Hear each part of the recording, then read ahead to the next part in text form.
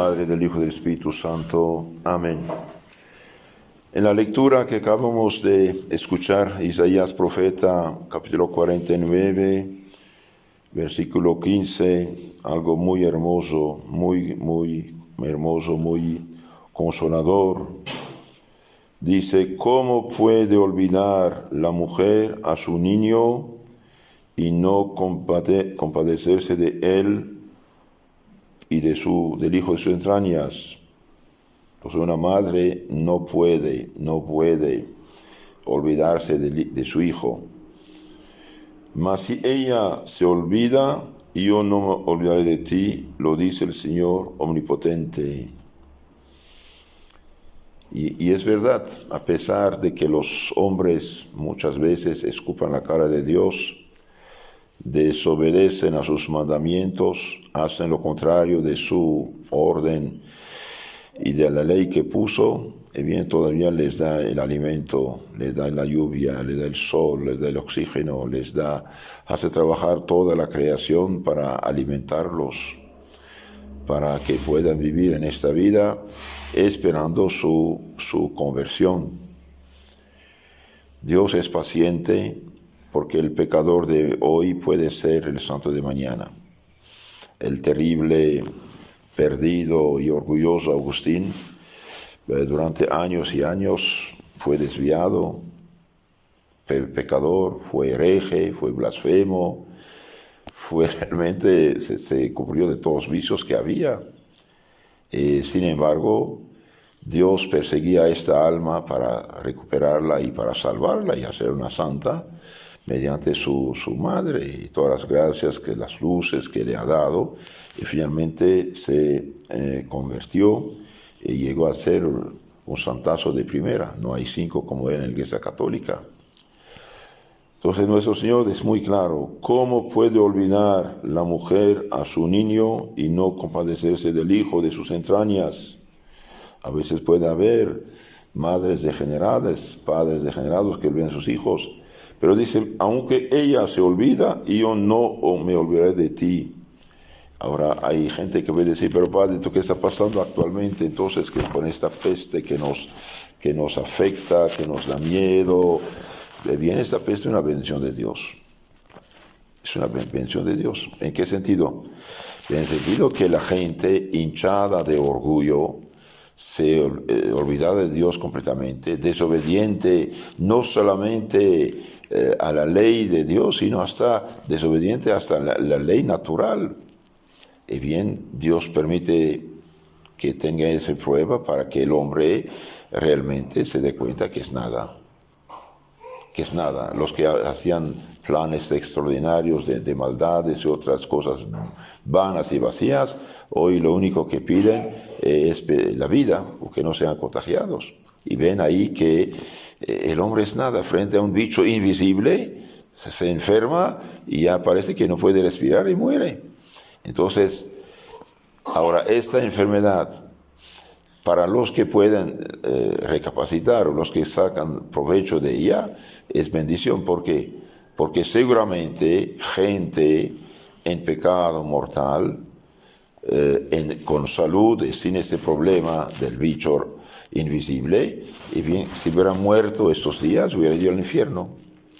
Pero desde que han agarrado el bicho y que están ahí, ven lo vacío de su vida y sus planes, y dicen: Señor, misericordia te pido, Señor, misericordia te pido, Señor, me arrepiento de mis pecados, quisiera confesarme, quisiera rectificar, Señor, misericordia. Y bien, este bicho puede ser instrumento de Dios para su salvación y para que no caigan al infierno eterno. Es verdad que nuestros ojos ven la vida actual, pero Dios ve la eternidad.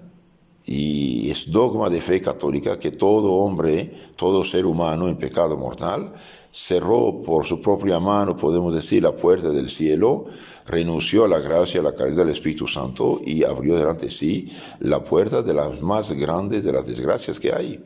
No hay desgracia, no hay calamidad más grande que la calamidad del pecado mortal. Y esto nadie hoy, o prácticamente incluso los mismos católicos, no se dan cuenta de este problema gravísimo del pecado. No lo ven. No, es verdad, porque no vemos sus efectos inmediatos. en nuestra vida, en nuestra persona. Entonces, pensamos que es normal. ¿Cuántos, por ejemplo, católicos hoy están viviendo en unión libre? ¿Cuántos viven en adulterio? ¿Cuántos viven en vicios tremendos? ¿Cuántos pasan años y años sin poner los pies en la iglesia? Pasan años sin comulgar, sin confesarse, y pasan años en pecado mortal. No mide el peligro. Esto es lo más visible. ¿Cuántos católicos hoy llegaron a tal punto, se intoxicaron, que para ellos uno se salva donde quiera que esté, cualquier región que sea? Y no es verdad. No es verdad, porque nuestro Señor no dejó ni iglesias ni religiones en este mundo. Dejó una. De hecho, en el Evangelio de capítulo 8 de San Juan, versículo 12 siguientes, nuestro Señor dice: yo soy la luz del mundo. El que me sigue no camina a oscuras, sino que tendrá la luz de la vida. Yo soy la luz del mundo. La luz del mundo es Jesucristo. Y Jesucristo hoy, por desgracia, después de siglos y siglos y siglos de fe cristiana, de civilización cristiana, y bien, los dirigentes de los países cristianos, prácticamente todos, han puesto a Jesucristo al mismo nivel que cualquier pobre pecador que fundó una disque iglesia, una disque religión, y lo consideran como cualquier fundador de cualquier religión. Hicieron Jesucristo facultativo. Jesucristo no es facultativo. Jesucristo es el Señor. Yo soy la luz del mundo, yo soy el camino, la vida, la verdad. Nadie pasa por mí sin pasar, nadie pasa al Padre sin pasar por mí, dice nuestro Señor. Ahora, si esta gente, supongamos, no creen, al menos que usan su inteligencia, que hacen un estudio histórico objetivo, honesto, para estudiar el Evangelio, para estudiar la vida de Cristo. No es cuestión de opinión. Yo no creo. Pues, espere, ¿no crees? Esta es opinión tuya. Que necesitamos un estudio científico, histórico, verdadero, sobre la historia de Cristo, del Evangelio y del nacimiento del cristianismo y de la Iglesia Católica. ¿No es algo serio? Hubo un personaje que se llama Jesucristo, que predicó en Palestina hace unos 2000 años y que dio su vida en la cruz.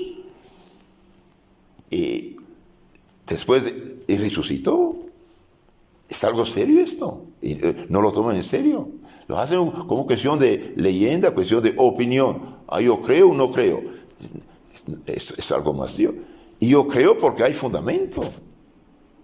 Creemos porque tenemos un fundamento serio. Todos los personajes históricos del pasado, los más conocidos, que bien Alejandro Magno, por ejemplo, o Julio César, o los egipcios, los asirios, los babilonios, los persas, todos esos imperios antiguos, a pesar de haber descubierto esas escrituras antiguas, descifradas y conocidas actualmente, bien, acerca de Jesucristo tenemos mucho más documentos que acerca de esos personajes.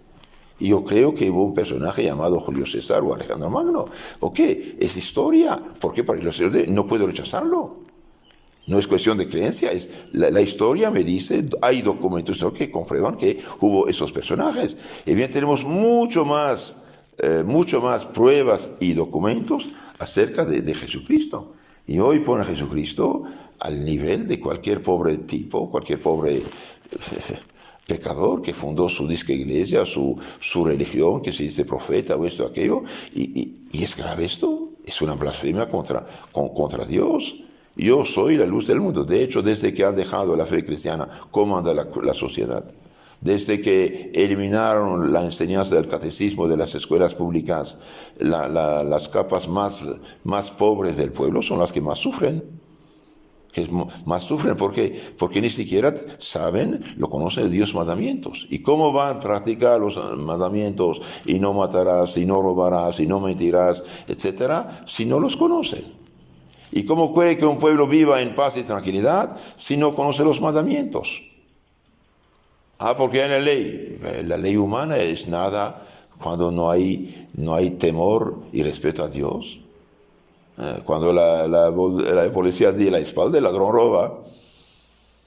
Un sabio católico, pienso fue de Donoso Cortés, del siglo XIX, decía: cuando el termómetro religioso es alto, el termómetro policíaco es bajo. ¿Por qué? Porque la gente tiene un freno interno a sí mismo, lo frena el camino del mal. Y cuando el termómetro religioso es bajo, el policíaco es alto y no es suficiente y no funciona. ¿Por qué? Porque concretamente, si la gente no tiene fe en Dios y no sabe que dará cuentas a Dios de su vida, ¿quién va a frenar al hombre en el camino de la maldad, del egoísmo, de la injusticia, de la avaricia? ¿Quién va a frenar? Nadie. Nadie. El mundo actual muere realmente de sus pecados. El pecado es una realidad. El pecado ofende a Dios y el pecado hace al hombre desgraciado. Desgraciado. Cualquier persona que toma algo tóxico, necesariamente se enferma.